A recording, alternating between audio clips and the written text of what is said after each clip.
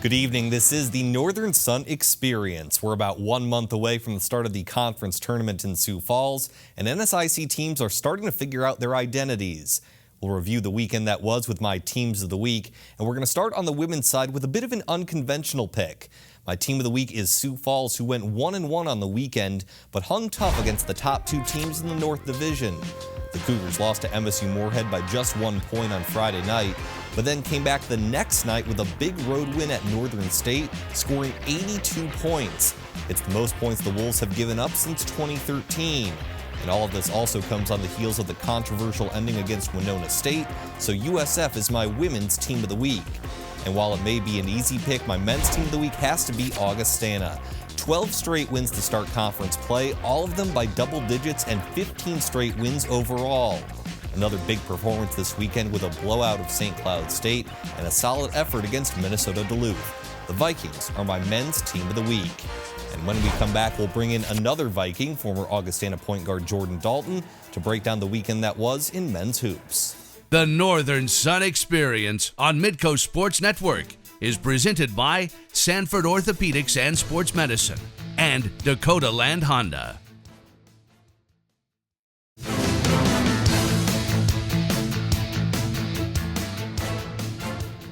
And welcome back to the Northern Sun Experience. Once again, joined by former Augustana point guard Jordan Dalton to break down NSIC basketball.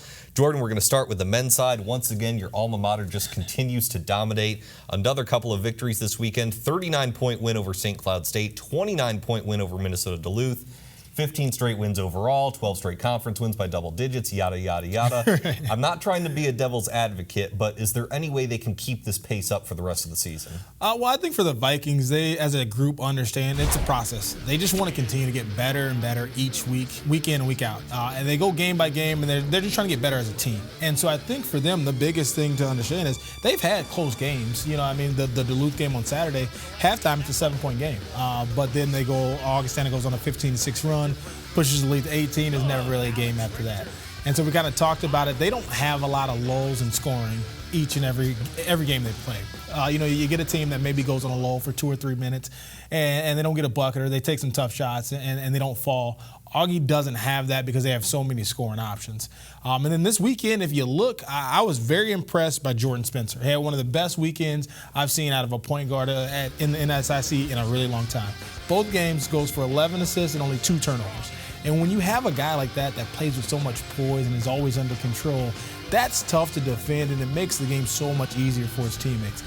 So they're really on a great roll right now, but I think for them, once again, the goals are bigger. The goals are bigger than each conference game, but they understand that it's a process to get to where they want to be at. Jordan Spencer in the top 5 in the NSIC in assist-to-turnover ratio, leads the NSIC in assists, and of course Dan Jansen, who we didn't even mention, wins second straight NSIC South Division Player of the Week, so they are just rolling. And 88 points in at least all 12 of their conference games. That's amazing. Yeah, and we talked about it a little bit before that what's tough is they put 5 scoring options out there no matter what their lineup is. You know, 1 through 7 for them can consistently knock down outside jump shots or get the ball in the paint, whether it's off of post touches or off of penetration.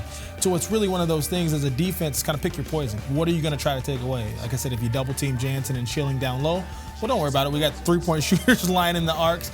If you try to take away the 3-point shot, well, don't worry about that. Well, you got an All-American, 2 All-Americans really down low that can go off on the post at any point in time.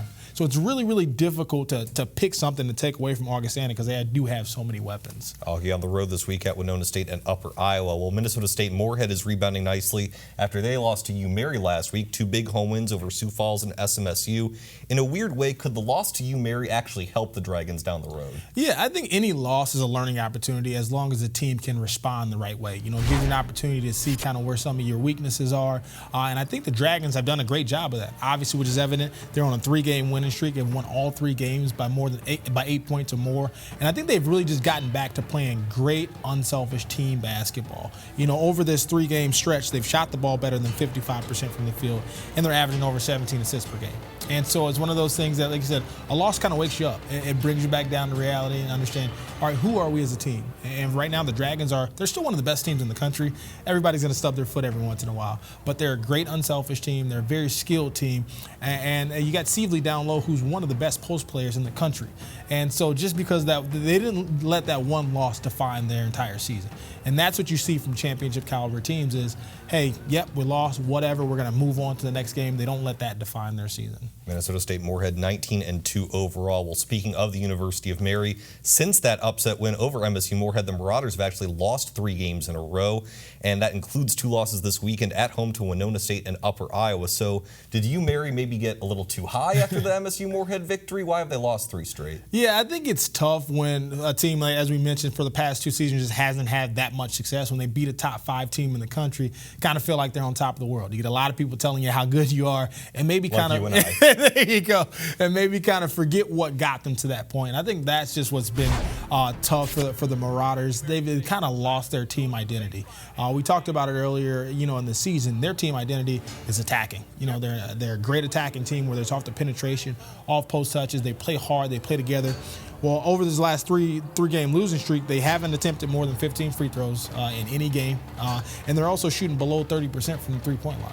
So I think it's one of those things that they just fell in love with the three-point shot, not really getting great shots on the offensive end, and that's matriculating over to the other end, and they're just not playing as hard on the defensive end. And so they're going to really have to regroup and reevaluate, hey, do we want that win against Moorhead to be at the top of our season, or do we want to actually compete come postseason play? And like I said, they just got to get back to who they are as a team, attacking, aggressive in nature, getting to the free throw line, getting easy shots, and more importantly, just playing hard on the defensive end. Well, they'll have plenty of time to focus because their next 2 weekends, the next 4 games are all on the road. Well, besides Augustane's 15-game winning streak, the next longest winning streak is Northern State with 4. How have the Wolves been able to turn it around lately? Yeah, well, you got to give a lot of credit to Darren Paterka, obviously NSIC North Player of the Week. This past weekend averaged 18 points a game, 6.5 rebounds, 4.5 assists. A guy who can really play multiple positions and do it all. And he embodies, in my mind, the team that Northern State is, excuse me. They're a great, versatile team. They got guys who can play the 2, 3, or the 4 spot. They can switch on the defensive end because they're all similar in size and athleticism. And so I think that versatility has really translated into a lot of easy game planning for the coaching staff. Like I said, you got guys who can guard multiple positions. You got guys who can play multiple positions in the offensive end. And that just really opens the book up to what you can do on both ends of the court. I just love their intensity that they play with. Ever since Coach Don Meyer's been there, they've been known for playing hard each and every single game. And, his legacy continues on through his players now. And just the effort and intensity that they have is really fun to watch, and why they're on a 4-game winning streak right now. And their next 4, like you, Mary, are also on the road. Well, besides the teams that we mentioned, what's one team you're keeping an eye on this weekend? Yeah, I'd love to see how Minnesota State Mankato bounces back. They had a tough weekend this past weekend, and right now it's a weird week where they have 3 games this week. They play Tuesday night, and all 3 games are on the road. And so we always talk about athletes are creatures of habit. And so it'll be interesting to see how they're able to kind of combat this unusual schedule and see if they can get 3 wins this weekend. All right, thank you very much, Jordan. When we come back, Mr. Dalton's going to break down the weekend that was in NSIC women's hoops. The Northern Sun Experience on Midcoast Sports Network is presented by Sanford Orthopedics and Sports Medicine and Dakota Land Honda.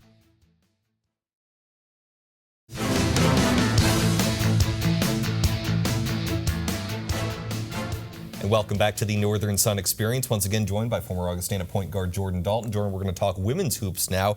Sioux Falls went 1-1 this weekend, but they lost a close 1-point game to MSU Moorhead, who's leading the North Division.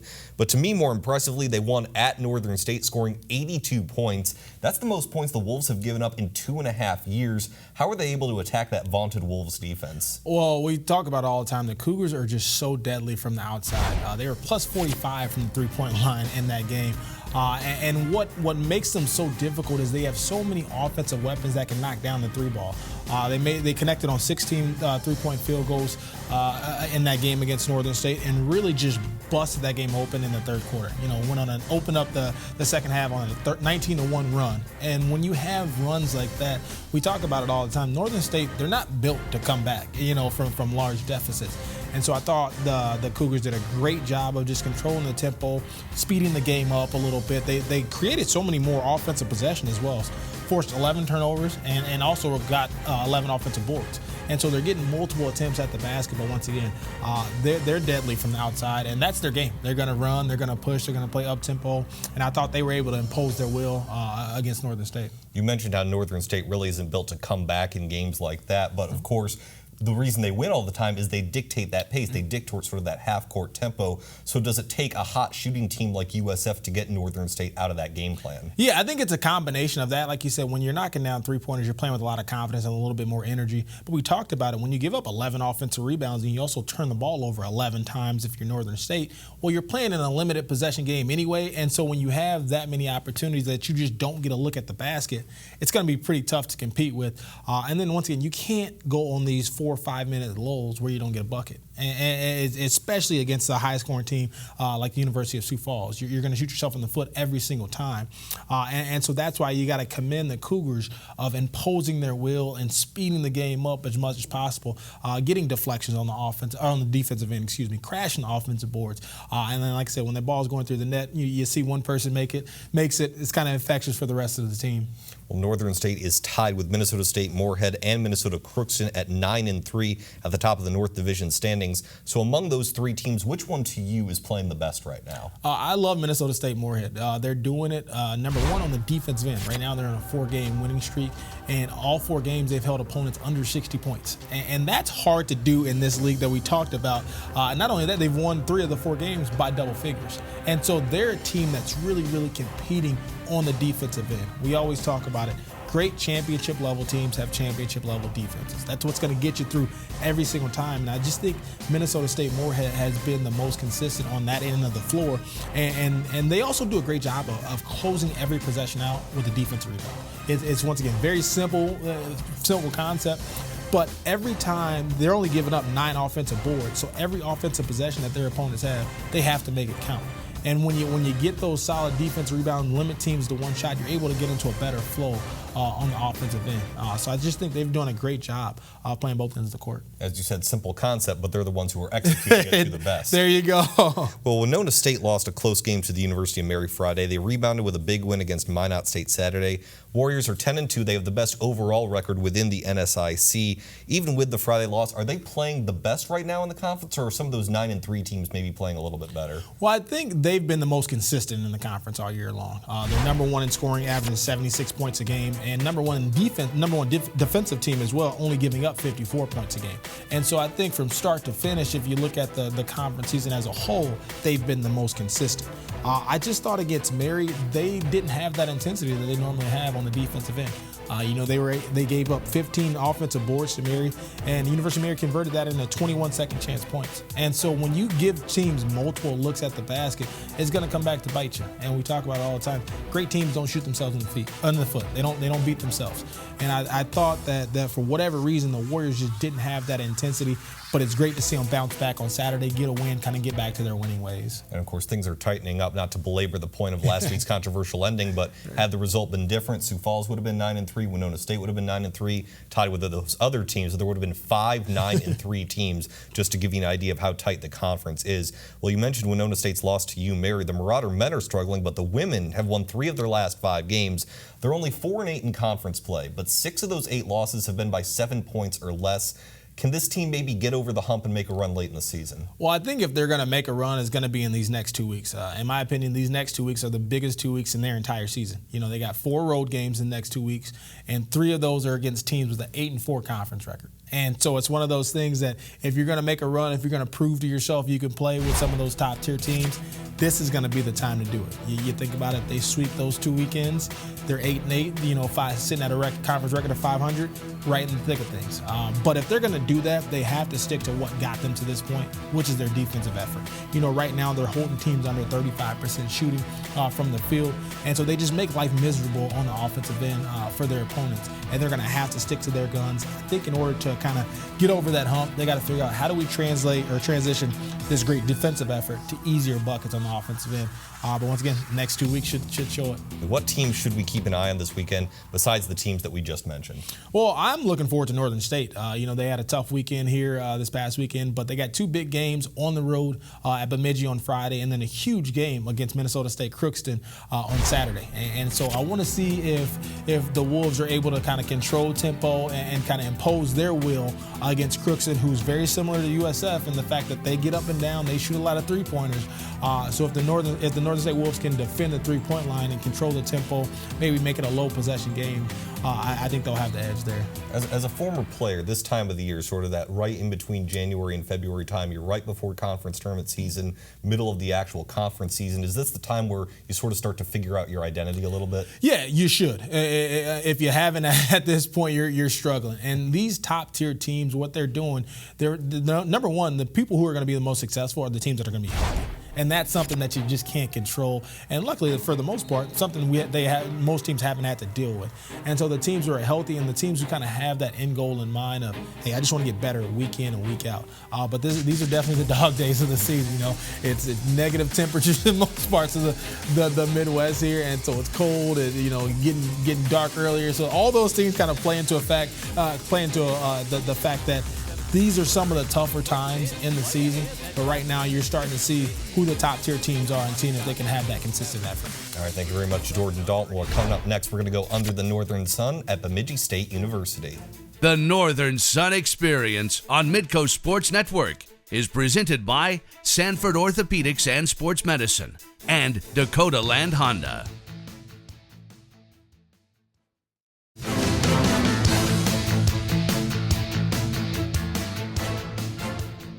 And welcome back to the Northern Sun Experience. It's time to shine the spotlight on one of our member schools with a feature we like to call Under the Northern Sun. Tonight, it's Bemidji State University. Okay.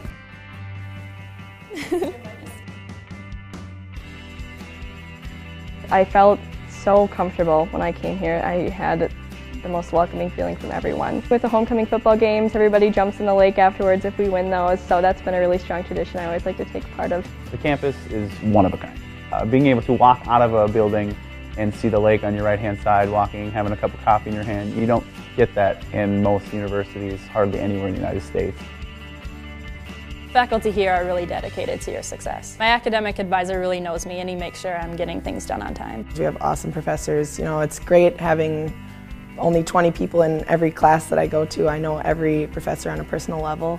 They all know me, they all say hi to me in the hallways, which is awesome. Faculty at BSU has been very easy for me to approach and talk to. He cares about what he's teaching, not just about the students, but he cares about the content in which he's teaching. The BSU professors really brought their perspective into the classroom, and that really helps with your learning experience. Got to travel, see the world, and I came back. That really opened my eyes, and I can now go up to people and ask, where are you from? Oh, that's great, I've been there, it was so amazing, and kind of have that relationship with people now. Visiting Norway changed me because now I know there are many more Indigenous people going through things that we have gone through here. It's not just us going through these problems in our own bubble, it's worldwide. I recommend living on campus. It is just a blast. The convenience factor of the dorms is ridiculous. I mean, I'm not paying to, put gas in my tank every morning. I don't have to start my car when it's freezing. Everyone's really close. All the athletes, all the students, all the professors, and you can really feel the community aspect, which makes it feel even more like home. Am I glad I chose BSU? Without a doubt. Yes. Absolutely. I couldn't imagine myself anywhere else. Choosing BSU was the best. Choosing BSU was the best decision ever. Ever. Ever.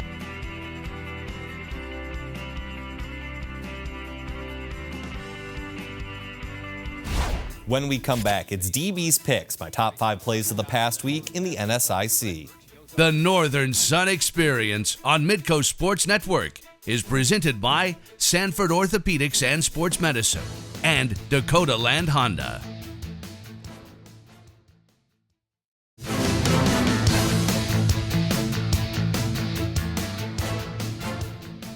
Welcome back. It's time for DB's Picks, my top 5 plays of the past week in the NSIC. At number 5, this Golden Eagle glides right past a Golden Bear. Katrina Nordic posts up, then goes up and under for the lay-in.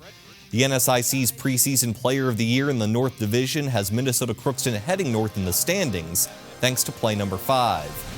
For number 4, we go to Moorhead, where the Dragons' top 2 scorers team up for a nice dish. Tanner Kretschmann finds Isaac Sievely down low for 2 off the pick and roll.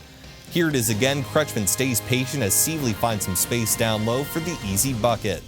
The Dragons are flying high once again with a 3-game winning streak, thanks to play number 4.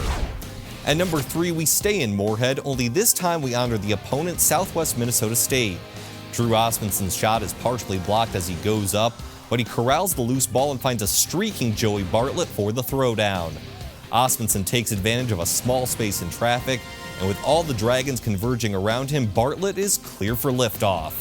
The Mustangs may not have won the game, but they're soaring through the skies at play number 3. For number 2, it's another great play from Osmundson. Once again, the Mustang Jr. finds himself in trouble, but bounces it between 3 Dragon defenders to Mitch Wegg. Let's slow this one down. Osmundson knows the converging defense gives him only one option, and he threads the needle perfectly to his teammate for a layup and for play number 2 of the past week. But our number 1 play gave Minnesota Crookston a 1-point win. Down 90-89 with less than a second on the clock, Allison Hughes finds Isioma Odor wide open for the layup at the buzzer to beat Minnesota State. Check it out in slow motion. You can see that the Maverick defense keys on Golden Eagles sharpshooter Alexa Thielman near the 3-point line, and no one picks up Odor as she glides to the hoop untouched. That gave the Golden Eagles a last-second come-from-behind victory over Minnesota State, as well as the number 1 play of the past week. Once again, a thank you to all of our NSIC member schools for their time, video, and contributions for this week's show. We'll be back next week right here for another Northern Sun Experience.